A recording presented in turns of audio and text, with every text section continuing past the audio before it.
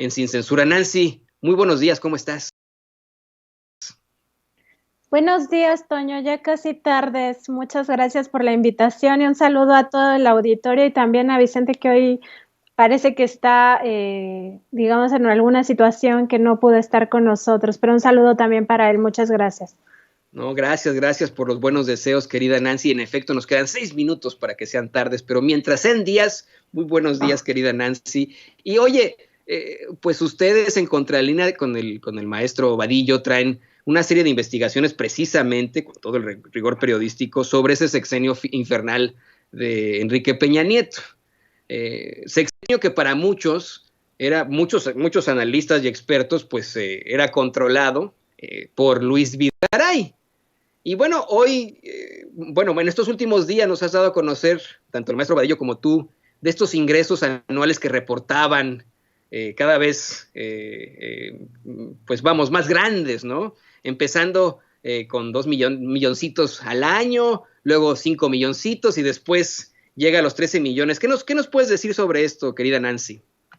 Sí, pues fíjate que es un expediente que hizo ya la Unidad de Inteligencia Financiera, pero en el sexenio de Felipe Calderón no es la que se ha abierto ahora en torno a las nuevas investigaciones por el caso Odebrecht y lo que ha reportado últimamente también la exsecretaria de Estado Rosario Robles, sino que este era un expediente que se abría, como se abrieron muchísimos en el sexenio de Calderón, sobre las personas que se conocen en este ambiente financiero como personas políticamente expuestas. Esto significa que los estados en el mundo, como parte de su estrategia antilavado de dinero, identifican actores políticos que pueden estar en riesgo de ser corrompidos por diversas situaciones, desde el crimen organizado hasta la propia corrupción, ¿no? Entonces, en México se utilizó esta figura por mucho tiempo, seguramente también en el sexenio de Peña Nieto, para vigilar las finanzas de actores políticos que resultaban pues ser de alguna manera opositores o que tenían algún interés en este caso, en llegar a la presidencia, ¿no? Que era ya lo que se perfilaba con Peña Nieto hacia 2009. Y esta investigación de la UIF que se abre en ese periodo, en 2009 precisamente, justo da seguimiento a las finanzas de Luis Videgaray. Y en todas estas, bueno, se siguen diversas operaciones, se le da un análisis a lo que tiene que ver con sus declaraciones patrimoniales, porque hay que recordar que entonces él era secretario de Finanzas del Estado de México en el gobierno de Peña Nieto. Y justo como tú adelantabas, Toño, fíjate que es muy interesante ver cómo sus ingresos del exsecretario de Hacienda y de Relaciones Exteriores fueron creciendo conforme pasaban los años. En efecto, primero empezó informando a las autoridades a través de estas obligaciones que tienen los funcionarios en los primeros años pues reportaba ingresos digamos de alrededor de 5 millones, primero 2 millones como tú decías entre 2002, 2006, 2007, pero luego ya a partir de 2008 empieza a incrementarlo a 5 millones y hay un año que llama la atención de las autoridades que es 2005, donde él ya reporta un ingreso anual de 13.6 millones de pesos.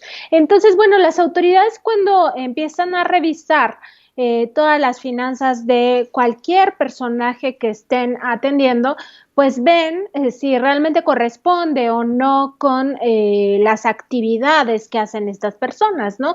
Y hay que recordar que ya en el sexenio de Peña Nieto, pues hubo varios escándalos en torno a la figura de Luis Videgaray, entre ellas, pues su casa de Manlinalco, pero también cómo la pagó con obras de arte. Y esto nos habla de un estilo de vida muy particular de un servidor público.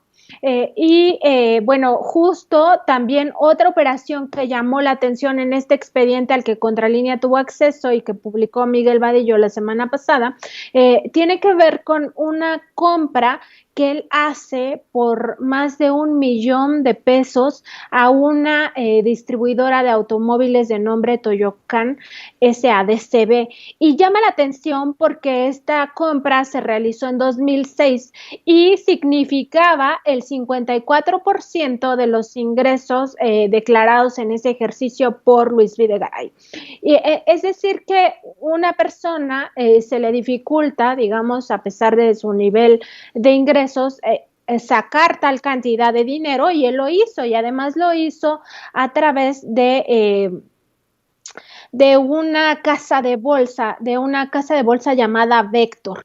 Entonces, es, digamos que un seguimiento muy puntual a los ingresos, imagínate desde Vicente Fox, porque los primeros reportes nos hablan de 2002, cuando Vicente Fox estaba en presidencia, hasta 2009, que es cuando se arma todo este expediente, y da cuenta de cómo se fue enriqueciendo con el paso de los años Luis Videgaray. Por supuesto que este expediente debería ya de tenerlo en sus manos el propio doctor Santiago Nieto, ahora que va a empezar a revisar las finanzas de este exfuncionario, pero es muy probable que no exista ya en los archivos de la UIF. Estaría muy interesante que el doctor Santiago Nieto nos dijera si todavía existe, porque hay que recordar que Luis Videgaray, el primer cargo público que ocupa, es precisamente la Secretaría de Hacienda,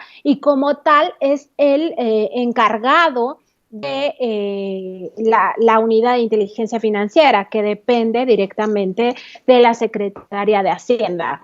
Entonces, seguramente cuando ellos tuvieron la oportunidad de estar ya en el gobierno, revisaron estos seguimientos que se hacían a las personas políticamente expuestas, y se habrá llevado la sorpresa de que tenían un seguimiento muy puntual desde hace ya muchos años sobre su dinero, ¿no? Sobre todas las cuentas bancarias que tiene, sus ingresos, sus egresos, qué compraba, qué no compraba, etcétera, etcétera.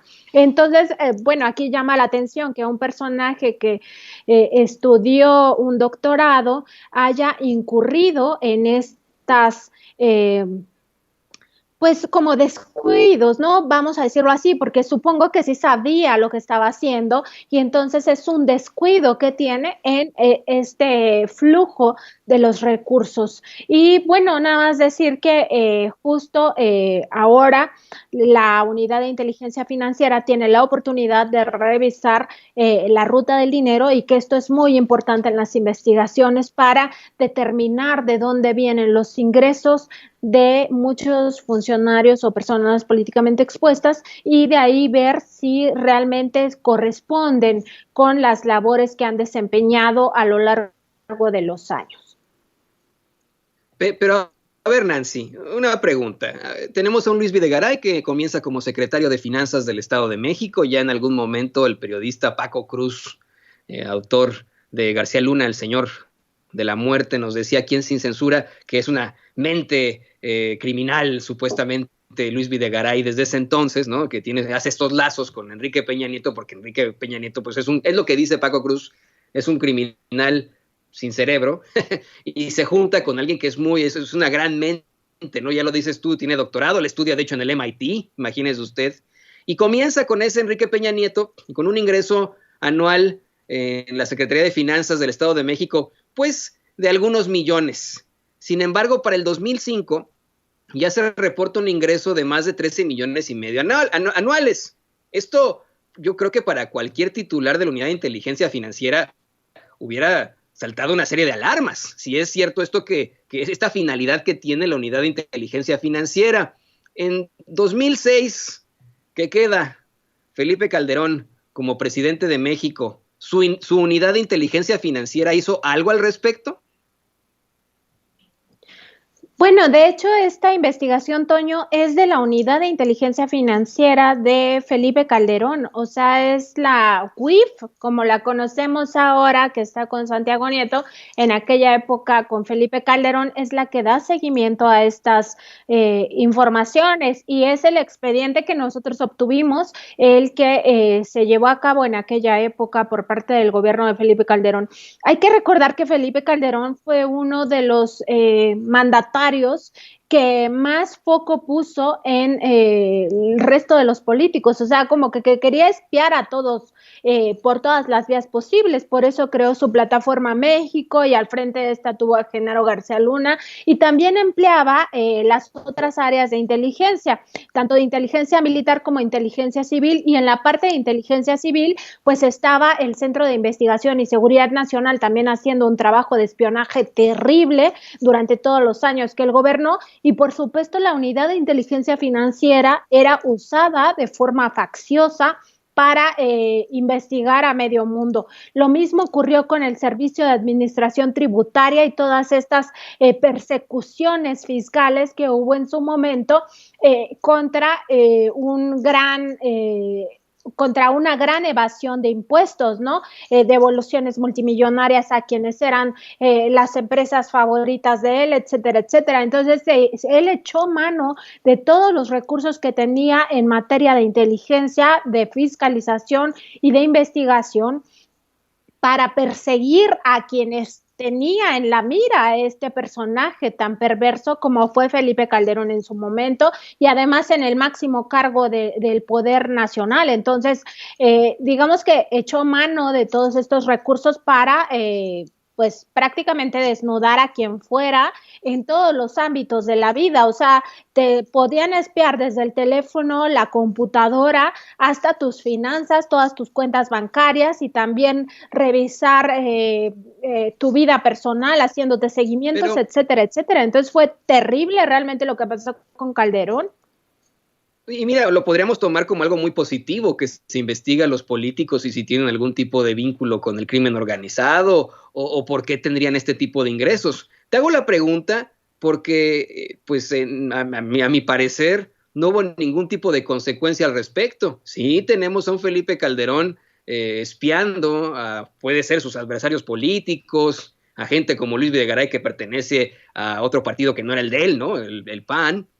Tenemos a esta unidad de inteligencia financiera de ese presidente de Calderón dándole seguimiento a este caso, pero no hubo ningún tipo de consecuencia como ahora, ¿no? No le congelaron sus cuentas, no fue acusado ante la PGR en ese entonces, ¿o sí? No, y básicamente yo creo que es por los acuerdos a los que llegaba con estos personajes a los que espiaba. O sea, digamos que era un poco para mantener el control en torno a digamos, todo el medio político, entonces, y también empresarial, por supuesto. Entonces, más bien era una presión política, era un uso discrecional de las instituciones para objetivos muy específicos que tenían que ver con otro tipo de acuerdos que, por supuesto, desconocemos, pero pues nada más baste ver que cuando llegó Enrique Peña Nieto a la presidencia, pues no le hicieron nada ni a él ni a su círculo cercano, ¿no? Tuvo que ser la autoridad de Estados Unidos la que viniera a decirle a México que Genaro García Luna se había coludido con el crimen organizado, particularmente con el cártel de Sinaloa, cuando se supone que México tenía toda la tecnología, no solamente a través de esta área de seguridad civil o de inteligencia civil, sino también de toda la estructura militar, porque también hay que recordar que tanto la Sedena como la Marina tienen sus propias áreas de inteligencia y por supuesto que están totalmente involucrados en la lucha o supuesta lucha que se llevaba contra el crimen organizado. Entonces, nos habla más bien de un uso faccioso con fines específicos, con acuerdos que derivaron en grandes casos de impunidad y que ya está demostrado que pues fueron en el caso de Felipe Calderón, pues responsables de un montón de crímenes, ¿no? Todo por librar una guerra contra el resto de cárteles para encumbrar al cártel de Sinaloa. De eso ya me parece que no hay duda para nadie. Y además de todo, hay que resaltar la realidad. ¿Qué pasa después del sexenio de Felipe Calderón? ¿Quién llega después del sexenio de Felipe Calderón? Llega un Enrique Peña Nieto y junto con él, como te decía mi querida Nancy, un Luis Videgaray. Obviamente, ya esa es la última, obviamente no le dieron seguimiento en la unidad de inteligencia financiera de Enrique Peña Nieto al caso, ¿verdad? No, bueno, evidentemente yo pienso que no, porque finalmente quien ya estaba asignado a la unidad de inteligencia financiera era un subordinado de Luis Videgaray. Y bueno, después ya sabemos quiénes asumen el cargo en la Secretaría de Hacienda. José Antonio Meade, que por supuesto tampoco le iba a dar seguimiento a estas investigaciones, etcétera, etcétera. Entonces, estamos hablando de que los propios priistas pues no se disparan en el pie, no se iban a autoinvestigar, no iban a, o es probable que tal vez generaran investigaciones internas, pero con fines igualmente discrecionales, muy políticos, para tal vez presionar a algunos personajes, pero al final del día pues no pasó nada. O sea, de hecho la unidad de inteligencia financiera hasta este sexenio parecía que no operaba, o sea, que no metía a la cárcel a nadie, y decir metía a la cárcel porque a través de estos seguimientos la unidad de inteligencia financiera está obligada a enterar a la autoridad judicial, en aquel caso la Procuraduría General de la República, de que ha encontrado elementos que configuran algún tema financiero delictivo, es decir, podría ser desde un fraude a la hacienda pública, un caso de corrupción, un tema de lavado de dinero para el crimen organizado o financiamiento al terrorismo, o todas estas áreas que investiga la unidad de inteligencia financiera, tenía que llevarlo a la autoridad judicial, y que todos estos casos terminaran en procesos en contra de los delincuentes, de los criminales. Y sin embargo, bueno, al paso de los años podemos ver que lo que enteró la unidad de inteligencia financiera, la Procuraduría General de la República, pues no derivó en sentencias ni nada, ¿no? Ni en grandes casos. Así es, terminó una situación verdaderamente lamentable. Y mira, aquí le voy a pedir a don David que nos grabe para hacerte una pregunta pues sobre el caso, sobre esta investigación que ustedes hacen en Contralínea, una investigación que me imagino pues lleva varios meses, que lleva, vamos, tiene una intención muy, muy fuerte. Tú te has enfrentado muchas veces al rechazo de precisamente algunos personajes en los medios de comunicación tradicionales o en el gobierno. Me acuerdo mucho de esta vez en la que un tipejo hasta te ofendió de forma terrible. Pero eso no es el caso, ¿no? Quiero preguntarte, Nancy, ¿por qué dar a conocer esta información hasta ahora? ¿Es porque ya está disponible?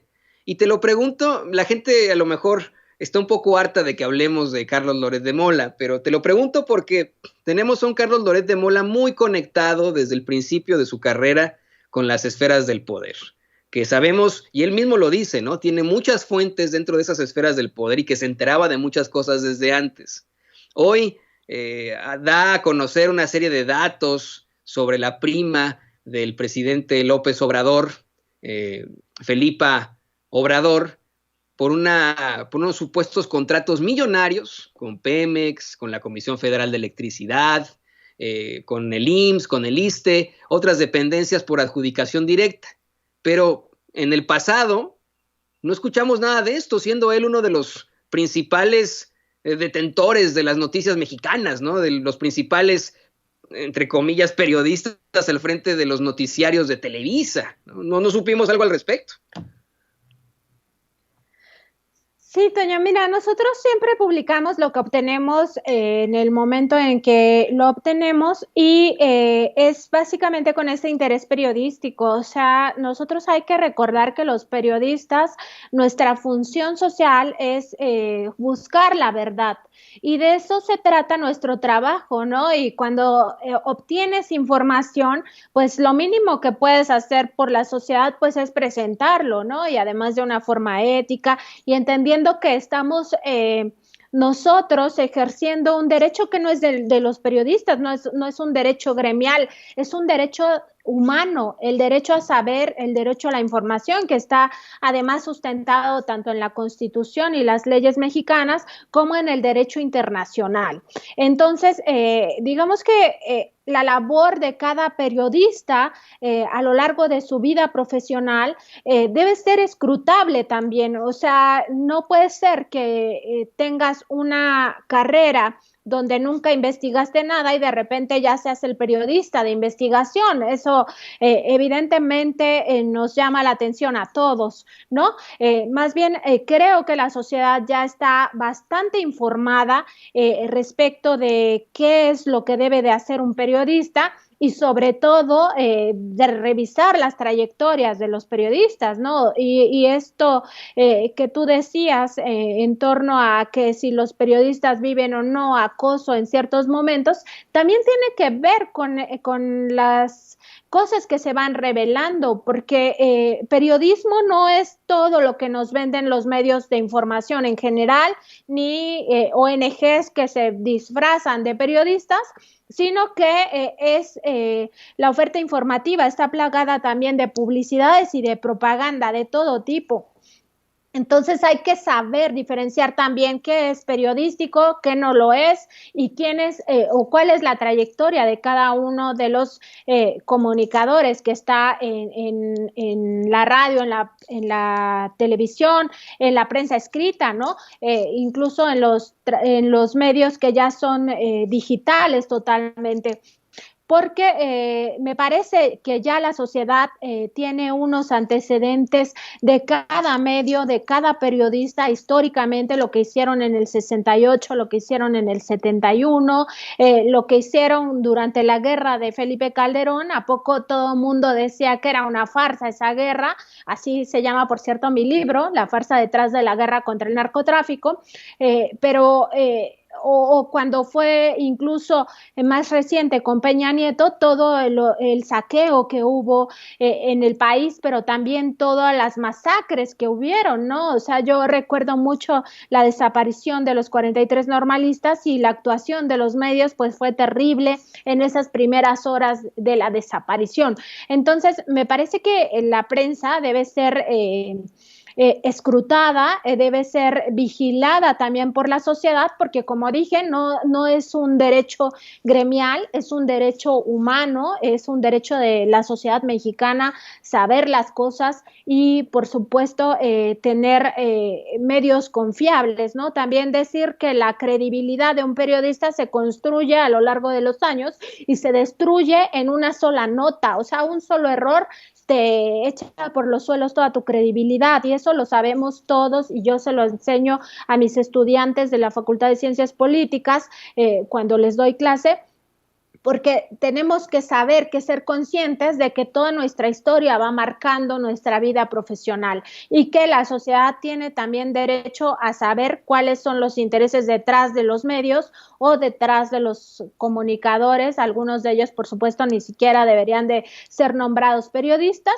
Pero bueno, esa es una discusión mucho más amplia, Toño, y no te quisiera robar ya más tiempo. No, y hay que decirlo como es. La corresponsal de Contralínea, Nancy Flores, nos acaba de dar una clase de periodismo que ni Loret, vamos, ni los Loret, ni los López Dóriga, ni los Gómez Leiva, ni los Pepe Cárdenas entenderán nunca, nunca ejercerán en la vida. Este es el verdadero periodismo, exactamente. Nuestra función social es buscar la verdad, plantearla y buscar también sociedades más democráticas, ejercer esa verdad con justicia y buscar en la gente un espíritu crítico. Eso es absoluto y es reconocido en muchas escuelas, en muchas universidades de función pública como el principio para cualquier sociedad, para cualquier país, hacia el desarrollo, tener una prensa verdaderamente libre y consciente de la sociedad. Nancy, siempre un placer platicar contigo.